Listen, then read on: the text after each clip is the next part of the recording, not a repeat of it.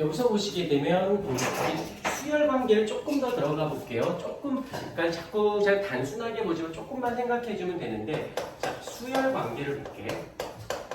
수열 관계에서 첫 번째, 같은 혈액형.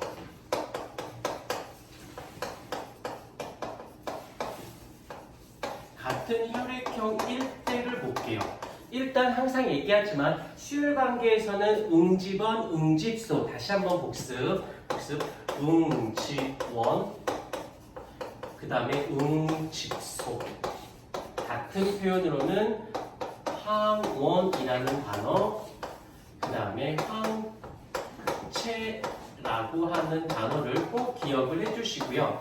여기서 이제 알겠지만 복습, 지금 외워. 나중에 가서 외우지 말고, 얘가 공혈, 주는 개념이고 얘가 수혈, 받는 개념이에요. 그런데 같은 혈액형일 때를 볼게. A가 A형이 A형에게 준다고 치자. 그러면 A형 입장에선 베타를 가지고 있고 A형이니까 베타를 가지고 있어. 그러면 준다의 개념과 어여 들어와. 수정 일로 들어와.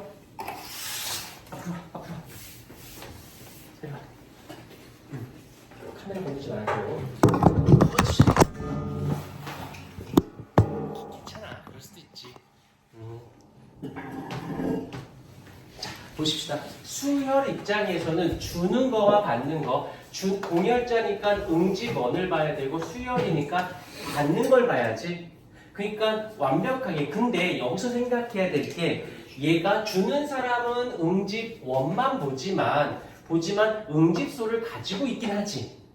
수혈자 입장에선 응집소만 보지만 응집원을 가지고 있긴 하죠. 그럼 얘네들끼리도 관계가 있어요, 없어요? 전혀 없지. 그렇기 때문에 같은 혈액형일 때는 다량의 수혈이 가능합니다.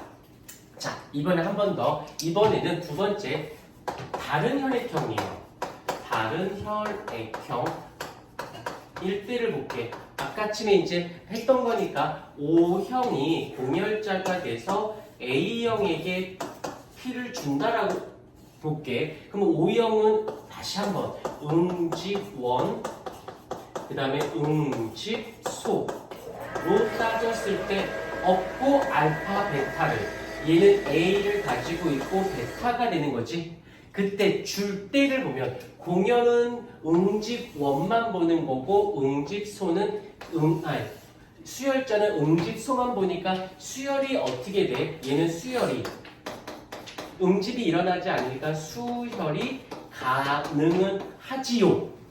맞습니까? 그런데 이 응집원 입장인 O형 입장에서는 어떻게 되어 있어? 없지만 얘를 가지고는 있지. 그럼 피가 갈 때 주는 개념이니까 얘가 통째로 간단 말이야. 하지만 얘만 생각하기로 한 거지 얘가 없는 건 아니잖아. 받는 사람 입장에서 볼게요. 받는 수혈자 입장에서는 우리가 응집소만 보기로 한 거지만 A라는 응집원을 가지고는 있지. 무슨 말 뜻인지 이해가 되니? 이거를 보기로 하고 이걸 보기로 하긴 했지만 있긴 있잖아. 그러니까 여기서 어떻게 될까? 여기서 응집이 일어날 수도 있지 않을까? 맞아요. 일어날 수 있어요. 그렇기 때문에 얘를 무조건 주는 게 아니라 여기서는 어떻게 줘야 돼? 주긴 주되 소량 수혈만 가능하게 되어지는 겁니다. 언제?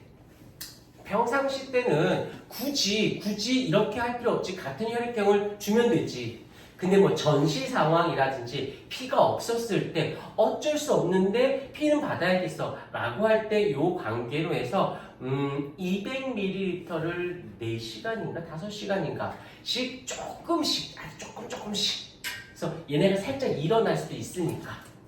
그런데 만약에 세 번째인 경우 A형이 O형에게 피를 준다라고 치자. 그러면 얘는 A라는 응집원을 갖고 있고 알파라는 응집소를 갖고 있으니까 여기서는 어떻게 돼? 수혈을 절대 해주면 안 되겠죠.